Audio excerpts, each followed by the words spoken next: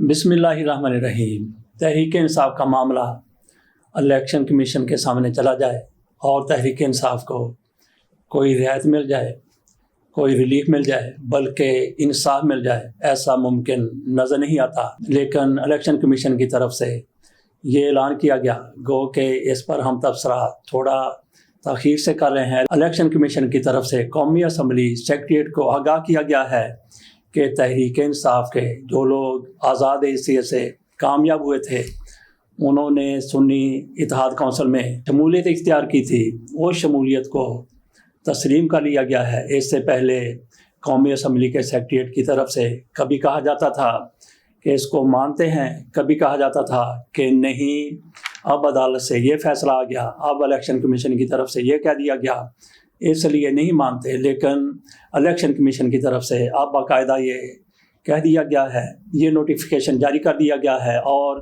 कौमी असम्बली के सेक्रेटरीट को आगाह कर दिया गया है कि तहरीक इंसाफ के ये लोग जो आज़ाद हैसियत से जीते थे, इन्होंने सुन्नी इत्तेहाद कौंसिल में शिरकत कर ली थी, ये सुन्नी इत्तेहाद कौंसिल में शामिल हो गए थे, तो इनकी इस शमूलियत को तस्लीम कर लिया गया है। बात हमने की शुरू में कि इलेक्शन कमीशन, ऐसा इलेक्शन कमीशन जो आजकल वहाँ पे बैठा हुआ है, चीफ इलेक्शन कमिश्नर जनाब सिकंदर सुल्तान राजा हैं। पहले जब भी चीफ इलेक्शन कमिश्नर किसी को बनाया जाता था 5 साल के लिए, उससे पहले 3 साल के लिए मुद्दत हुआ करती थी। कुछ लोग ये कहते हैं कि जैसे इरशाद हसन खान को जनरल परवेज़ मुशर्रफ की तरफ से इस इनाम में चीफ इलेक्शन कमिश्नर बनाया गया था कि उन्होंने परवेज़ मुशर्रफ को एक तो आइन में तरमीम का इख्तियार दे दिया था जो जनरल परवेज़ मुशर्रफ की तरफ से नहीं मांगा गया था, और साथ ही 3 साल दे दिए थे जनरल परवेज़ मुशर्रफ को इलेक्शन करवाने के। और जब इनकी मुद्दत मुलाजमत बतौर चीफ जस्टिस ख़त्म हुई तो इनको चीफ इलेक्शन कमिश्नर बना दिया गया। कुछ लोग ये कहते हैं कि सिर्फ उस सिले में, उस इनाम में उनको ये ओहदा दिया गया था। जैसे इरशाद हसन खान साहब इसको डिनाई करते हैं, बल्कि वो कहते हैं कि मुझे पेशकश की गई कि हम 5 साल मुद्दत करना चाहते हैं चीफ इलेक्शन कमिश्नर की।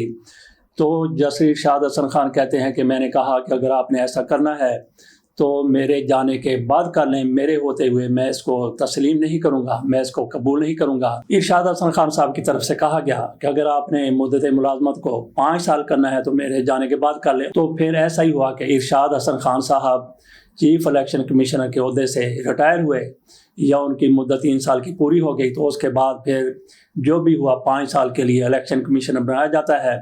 इससे पहले जनाब सिकंदर सुल्तान राजा से पहले जितने भी चीफ इलेक्शन कमिश्नर हुए हैं, सारे के सारे अदलिया से लिए गए थे। ये पहला तजर्बा किया गया कि किसी ब्यूरोक्रेट को चीफ इलेक्शन कमिश्नर बनाया गया और ये तजर्बा मुकम्मल तौर पर पूरी तरह से फ्लॉप हो गया, नाकाम हो गया। आपके सामने सारी सूरत हाल है कि ब्यूरोक्रेट जिस तरह से काम करते हैं, अमूमन सारे के सारे नहीं, दयानतदार, ईमानदार और अपने फ़र्ज़ को फ़र्ज समझने वाले वो भी मौजूद हैं। लेकिन अमूमन हमारे यहाँ ब्यूरोक्रेसी के बारे में जो तस्वर पाया जाता है, जो उसके बारे में कहा जाता है, वो उसका सबको इल्म है किस तरह से 2 नंबरियाँ करते हैं, किस तरह से हालात को तब्दील करने के लिए किसी भी हद तक चले जाते हैं, गलत हो या सही हो, अपने ऊपर वाले लोगों को खुश करने के लिए कुछ भी कर देते हैं। तो ऐसे ही नज़र आता है सिकंदर सुल्तान राजा साहब भी हैं, उनको जिस तरह से भी कोई इस्तेमाल करना चाहता था उस तरह से वो इस्तेमाल हो जाते हैं। इससे पहले जितने भी चीफ इलेक्शन कमिश्नर रहे हैं वो उनका ताल्लुक अदलिया से था, उनकी तरफ से भी ऐसा कुछ हुआ कि प्रेशर में आकर फैसले किए गए। लेकिन आज जो सूरत हाल है ये तो बिल्कुल ही मुनफरिद है, इम्तियाजी है, बिल्कुल ही अलग है, जुदागाना है, ऐसा पहले कभी नहीं हुआ। ऐसे फैसले सामने आते हैं कि कोई बंदा उसकी अकल तस्लीम करने के लिए तैयार नहीं होती।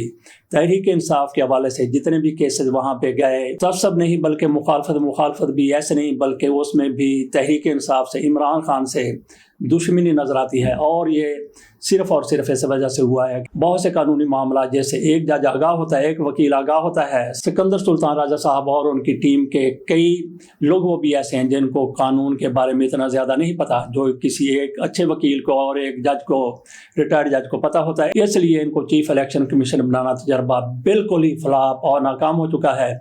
इनको लाने वाले, इनसे काम करवाने वाले, वो भी बदनामी के रास्ते पर इनकी वजह से चल रहे हैं। उनकी भी नेक नामी वो दाव पर ही नहीं बल्कि नेक नामी उनकी बदनामी में बदल चुकी है, सिर्फ और सिर्फ इनकी ये सोच की वजह से जो एक ब्यूरोक्रेट की होती है, जो अपने आकाओं को खुश करने के लिए किसी भी हद तक चला जाता है। उमर अयूब जो आजकल अपोजिशन लीडर है कौमी असम्बली में, उनकी तरफ से एक बयान में कहा गया है कि बताया जाए सुपर पावर को अड्डे वो आज की हुकूमत ने दिए हैं या फिर निगरान हुकूमत की तरफ से दिए गए हैं। इससे पहले कोई बात नहीं करता था कि अमेरिका को, सुपर पावर को पाकिस्तान के अड्डे दिए गए हैं। लेकिन इमरान खान से जब सवाल किया गया था कि खान साहब अमेरिका की तरफ से अगर अड्डे मांगे जाते हैं, तो इमरान खान ने कहा था एब्सोल्यूटली नॉट। और उसके बाद फिर इमरान खान और उनकी हुकूमत का जो हशर हुआ, जो कुछ हुआ, वो पूरी दुनिया के सामने है।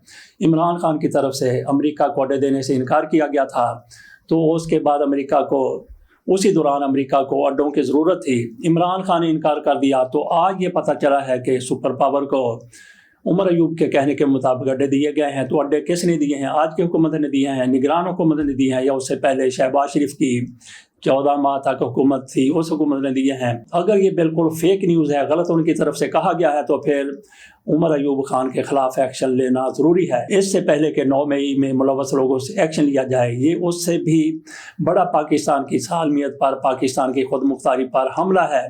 अगर इस खबर में सदाकत नहीं है, तो फिर उमर अयूब से पूछा जाए कि हाँ बताओ कि तुमने ये किसने कहा। अगर वाकई अमेरिका को अड्डे दिए गए हैं, तो फिर उसकी वजाहत होनी चाहिए कि शहबाज शरीफ की हुकूमत ने वो अड्डे दिए हैं, 14 माह वाली हुकूमत ने अड्डे दिए थे, या फिर आज की हुकूमत ने दिए हैं, या फिर जो निगरान हुकूमत रही है उसने अमेरिका के हवाले पाकिस्तान के अड्डे दिए हैं। इसकी हकीकत सामने आनी चाहिए। आखिर में हम बात करेंगे फ़रा के हवाले से। फ़रा ने अपना नाम समीना बताया था, जिसके बारे में यह कहा गया था कि वो पाकिस्तान से बाहर चली गई हैं। एक एक्सीडेंट उनकी तरफ से किया गया था, मोटरवे के एक एहलकार को उन्होंने अपनी गाड़ी से टक्कर मारी थी, उस पर बाद में बात करते हैं। इससे पहले पेट्रोलियम की कीमतों पर थोड़ी सी बात कर लेते हैं।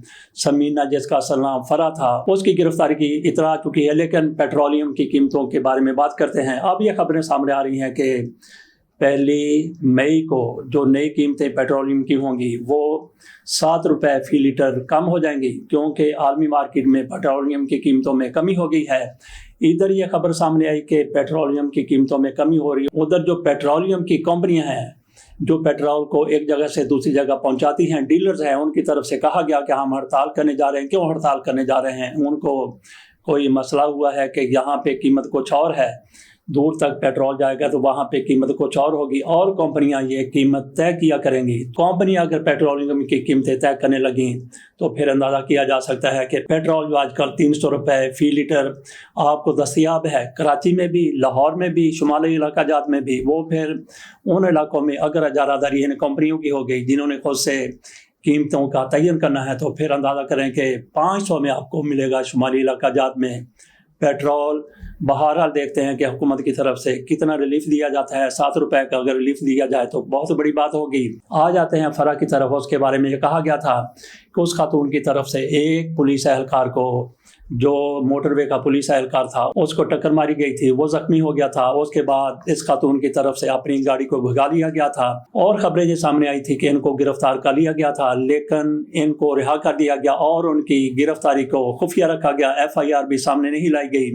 2 जनवरी को ये वक़ूआ हुआ था। ये खातून पाकिस्तान से बाहर चली गई थी। साबिक़ IG मोटरवे, उनका नाम आता है कि इस खातून की उनकी तरफ से सिफारिश की गई थी, तो उनको छोड़ दिया गया था और फिर वो पाकिस्तान से बाहर चली गई थी।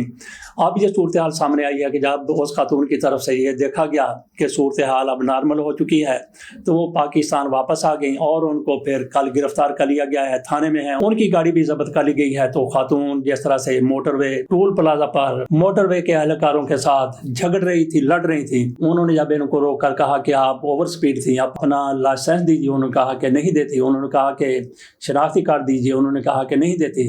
उन्होंने कहा कि कोई तो अपनी शनाख्ती की दस्तावेज दे दे, उन्होंने कहा कि नहीं देती। इसके बाद फिर बात बढ़ गई। बहरहाल ये सारा कुछ हम आपके सामने रख चुके हैं कि किस तरीके से इस खातून को थाने से निकाला गया, किस तरीके से ये फरार हुई थी। और ये भी कहा जाता है कि आमर मतीन साहिबा की ये साहब का अहलिया हैं और इनके जो बड़े बास रिलेटिव हैं उनमें एक तो नसीम ज़हरा हैं, दीगर भी हैं, तो उनकी तरफ से इनको शायद छुड़ाने के लिए पूरी कोशिश की गई थी। लेकिन आपके सामने हमने खबर ये रखनी है कि वो खातून जो पाकिस्तान से बाहर चली गई थी, इन्होंने अपना नाम पहले वहाँ पे मोटरवे एहलकारों को समीना बताया था, बाद में पता चला कि इनका नाम तो फरा था। बहरहाल फरा साहिबा अब गिरफ्तार हो चुकी हैं, किसी थाने में मौजूद हैं, लेकिन उनका जुर्म क्या हो सकता है? एक तो उन पर अक़दाम कत्ल का मुकदमा है, लेकिन वो खातून जिन पर यह केस बना था वो पाकिस्तान से, इसके बावजूद कि FIR दर्ज हुई, गिरफ्तारी हुई, पाकिस्तान से बाहर चली गई थी। तो अब जबकि हालात नॉर्मल हुए, साबर जिनको टक्कर मारी गई थी वो बेचारा कितनी हैसियत का मालिक होगा, बल्कि उसको उसके अफसर थोड़ी सी शाबाश देंगे तो वो कहेंगे जनाब ठीक है। तो ये मामला रफा दफा होता हुआ नजर आ रहा है। तो फरा बीबी जिसने अपना नाम पहले समीना बताया था, वो चंद रोज में फिर से सड़कों पर आपको घूमती हुई नजर आएंगी। तो वैसे हमारी भी उनके साथ कोई दुश्मनी नहीं है, अगर उनका कंप्रोमाइज़ हो जाता है, अगर उनकी सुलह हो जाती है तो अच्छी बात है। कौन चाहता है कि किसी बंदे को ऐसी मुश्किलात का सामना करना पड़े? बहरहाल अगर उनको एहसास हो गया है तो फिर ठीक है, इजाज़त दीजिए, अल्लाह हाफिज़।